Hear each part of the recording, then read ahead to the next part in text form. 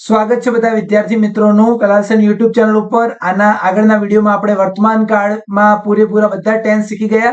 હવે આપણે ભૂતકાળની શરૂઆત કરીએ। ભૂતકાળમાં સૌપ્રથમ સિમ્પલ પાસ્ટ ટેન્સ થી શરૂઆત કરીશું। સિમ્પલ પાસ્ટ ટેન્સ ની અંદર આપણે સાદા વાક્યો, પ્રશ્નાર્થ વાક્યો અને નકાર વાક્યો શીખીશું। તો સાદો ભૂતકાળ સિમ્પલ પાસ્ટ ટેન્સ નો મતલબ થાય છે કે ભૂતકાળમાં બનેલી ક્રિયા અથવા ઘટના, એટલે કે ભાઈ મેં સફરજન ખાધું એટલે કે મેં ખાઈ લીધું એટલે ક્રિયા પૂરી થઈ ગઈ। હું માર્કેટ ગયો હતો એટલે કે મારે માર્કેટ જવાની ક્રિયા પૂરી થઈ ગઈ, બરાબર। તો જે ક્રિયા ભૂતકાળમાં બનેલી અથવા ક્રિયા પૂરી થઈ ગઈ છે તે દર્શાવવા માટે સાદા ભૂતકાળનો ઉપયોગ થાય છે। હવે સાદા ભૂતકાળના વાક્ય કેવી રીતે બનાવવાના? તો સાદા ભૂતકાળના વાક્ય બનાવવાની વાક્ય રચના તમારી સામે છે કે સૌપ્રથમ આપણે કર્તા જોઈશે અને કર્તા પછી સીધું જ શું જોઈશે? ક્રિયાપદ। અને ક્રિયાપદનું કયું સ્વરૂપ જોઈશે?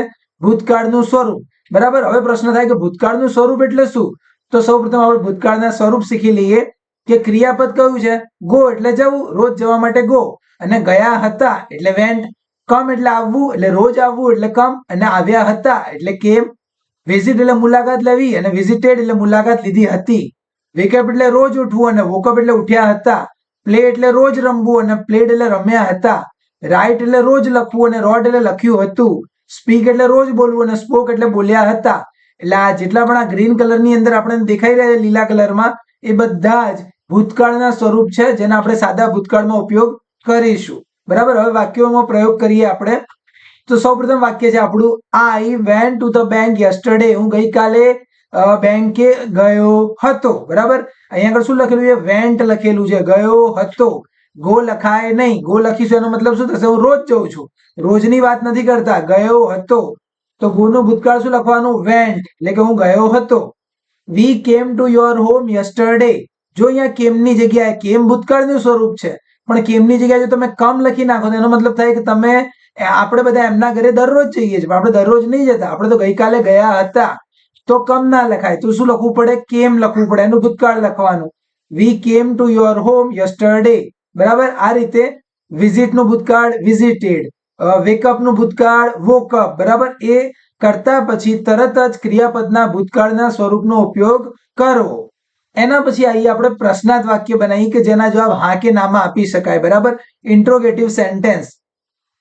પહેલું વાક્ય છે, I went to the bank yesterday, એટલે કે હું ગઈકાલે બેંકે આગળ ગયો હતો। તો પ્રશ્ન પૂછવો છે કે શું તું ગઈકાલે બેંકે ગયો હતો, એવો પ્રશ્ન પૂછવો છે આપણે એને, બરાબર। તો ગઈકાલનો પ્રશ્ન પૂછીએ એટલે ભૂતકાળનો પ્રશ્ન, ભૂતકાળનો પ્રશ્ન એટલે ડીડ થી શરૂઆત કરવી પડશે, બરાબર। અને સામેવાળાને પૂછીએ છીએ એટલે આઈ તો લખાય નહીં, યુ જ કહેવું પડશે।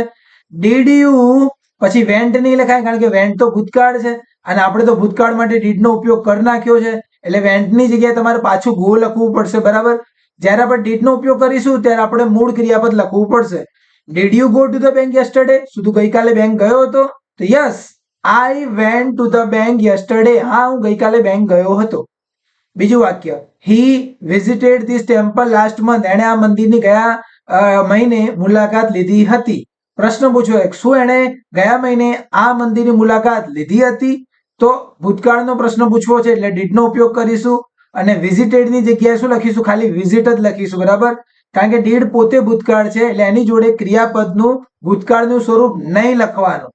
તો did he visit this temple last month, શું એણે આ મંદિરની ગયા મહિને મુલાકાત લીધી હતી, બરાબર। એ રીતે વાક્ય બનશે। એના પછી આપણે પહોંચી જઈએ નેગેટિવ સેન્ટેન્સમાં, એટલે કે ના પાડીએ, બરાબર। ના કેવી રીતે પાડવાની?